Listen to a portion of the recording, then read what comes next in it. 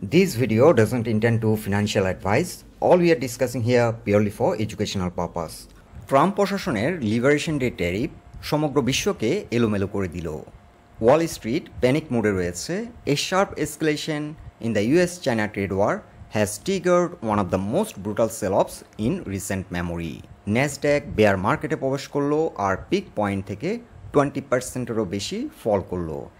S&P 500 মাত্র একদিনেই 6% ধসে পড়ল। ডাও জোন্স 2200 পয়েন্টেরও বেশি নিচে নেমে গেছে। মাত্র দুটি ট্রেডিং সেশনে মার্কিন পুঁজিবাজার মূলধন হারালো $6.6 ট্রিলিয়ন। চীন রিটালিয়েট করলো আর সমস্ত মার্কিন পণ্যে 34% শুল্ক আরোপ করতে যাচ্ছে। বিনিয়োগকারীরা আরও ধসের জন্য প্রস্তুতি নিচ্ছেন। এমনকি ফেডারেল রিজার্ভের চেয়ারম্যান জেরোম পাওয়েল এখন সতর্ক করছেন উচ্চ মুদ্রাস্ফীতি এবং দুর্বল অর্থনৈতিক প্রবৃদ্ধির বিষয়ে। জেপি মর্গানের বিশ্লেষকরা বৈশ্বিক মন্দার সম্ভাবনা 60% পর্যন্ত বাড়িয়েছে। আতঙ্ক ছড়িয়ে পড়ছে সমগ্র বিশ্ব বিশৃঙ্খলার মধ্যে। Situation is very stressful everywhere. So এই ধরনের একটি ফেয়ারফুল এনভায়রনমেন্টে মার্কেট যে খুব বেশি রান করবে না সেটা আমরা অনুমান করছি। So the market narrative is continue to B here. Capital preservation is the game. Now, the strength and hope people are essentially clinging on to here is maybe some positivity coming in within couple of weeks.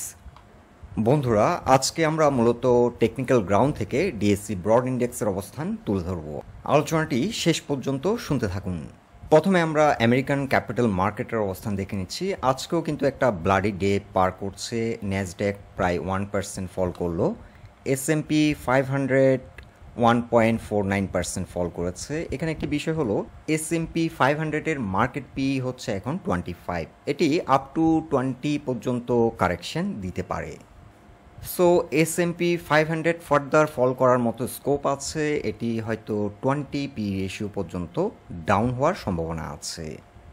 এখন আমাদের capital মার্কেটের P ratio হচ্ছে 9.47। যে কোনো একটি ভালো capital মার্কেটের P ratio কিন্তু 20 কিংবা তার আশেপাশেই অবস্থান করে। ইন্ডিয়ান ক্যাপিটাল মার্কেটের পি রেশিও বর্তমানে 22। সো এই ব্যাপারটি আমি এই কারণেই পয়েন্ট আউট করছি, আমাদের ক্যাপিটাল মার্কেট যথেষ্ট পরিমাণ আন্ডার রেটে রয়েছে। অ্যাটলিস্ট 18 থেকে 22-এর মধ্যে যদি আমাদের capital market P ratio reach করে তখন আমরা বলতে পারবো আমরা একটি হেলদি অবস্থানে রিচ করেছি। সো আমাদের মার্কেট যথেষ্ট পরিমাণ আন্ডার রেটে রয়েছে। ফার্দার মার্কেট ফল করার মতো কিন্তু খুব একটা স্কোপ নেই।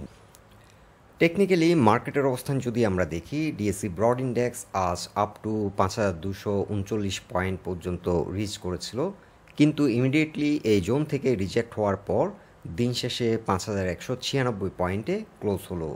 বেসিক্যালি এখন মার্কেট সাইডওয়ে প্রাইস অ্যাকশন করছে। মার্কেট একটা range bound market in between 5240 থেকে 5130 এই জোনে কিন্তু ঘোরাফেরা করছে।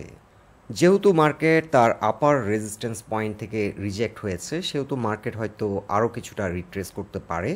এখানে একটি সাপোর্ট হচ্ছে 5174 কিংবা 75। এই জোন থেকে কিন্তু পরপর দুবার সাপোর্ট নিয়েছিল। সো এটি হলো একটি সাপোর্ট পয়েন্ট। তবে মার্কেটের জন্য স্ট্রং সাপোর্ট পয়েন্ট হচ্ছে 5130।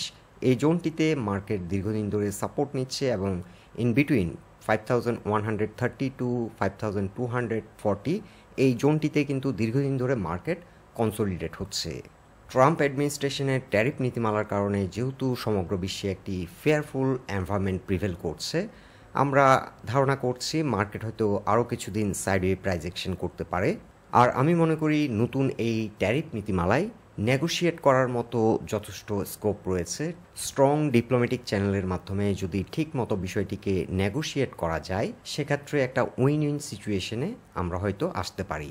সো মার্কেটে এখন ভালো একটা নিউজ আসার জন্য কিছু সময় লাগবে। যেহেতু এই বিষয়গুলি ডিপ্লোম্যাটিক চ্যানেলের মাধ্যমে নেগোশিয়েট হবে, এই বিষয়গুলি সমাধানে আসতে কিছুটা সময় নেবে।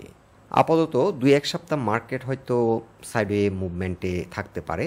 আর মার্কেট যদি 5240-এর এই রেজিস্ট্যান্স পয়েন্টটিকে ব্রেকআউট দিতে সক্ষম হয় সেক্ষেত্রে মার্কেট ট্রেন্ড ফলো করবে এবং বিভিন্ন স্টকগুলি র্যালি শুরু করবে। এখন আমরা সেক্টর ওয়াইজ যদি মার্কেটের অবস্থান দেখি, ফার্মাসিউটিক্যাল সেক্টরে বরাবরের মতোই কিন্তু ভালো ভলিউম হচ্ছে এবং এই ভলিউমের মধ্যে কিন্তু সুন্দর একটা ধারাবাহিকতা রয়েছে। ফার্মাসিউটিক্যাল সেক্টর ভালো করার সম্ভাবনা বেশি। এছাড়া আরও কিছু sector like food and allied, engineering, bank, এই সেক্টরগুলিতেও মানি ফ্লো ভালো রয়েছে। ট্রাম্পের এই নতুন ট্যারিফ নীতিমালায় ম্যানুফ্যাকচারিং বিজনেস কিছুটা ক্ষতিগ্রস্ত হতে পারে। সো ম্যানুফ্যাকচারিং কোম্পানিগুলোতে এখন কিছুটা কশাস স্ট্যান্স নেওয়াটাই better. At the same time কিছু কিছু সার্ভিস সেক্টর ভালো করার সম্ভাবনা রয়েছে, যেমন আইটি সেক্টর। এছাড়া ব্যাংক সেক্টরে যেহেতু এখন ভালো একটা রিফর্ম হয়েছে, ভালো মানের ব্যাংকগুলিতে এখন ডিমান্ড ক্রিয়েট হতে পারে। সংক্ষেপে বলতে গেলে আমাদের মার্কেট এখন যথেষ্ট পরিমাণ আন্ডার রেটে রয়েছে, তাই খুব বেশি মার্কেট নিয়ে আমরা ওরিড নই। আমরা আশা করছি ডিপ্লোম্যাটিক চ্যানেলের মাধ্যমে এই বিষয়গুলো হয়তো খুব শীঘ্রই সমাধানের দিকে যাবে, আর আমরা একটা হেলদি মার্কেট পাবো। বন্ধুরা, এটাই ছিল মার্কেট নিয়ে আমাদের অবজারভেশন। আলোচনাটি যদি আপনাদের ভালো লেগে থাকে অবশ্যই পোস্টটিকে লাইক দিন, আর আমাদের সাথে থাকার জন্য আপনাদের অসংখ্য ধন্যবাদ।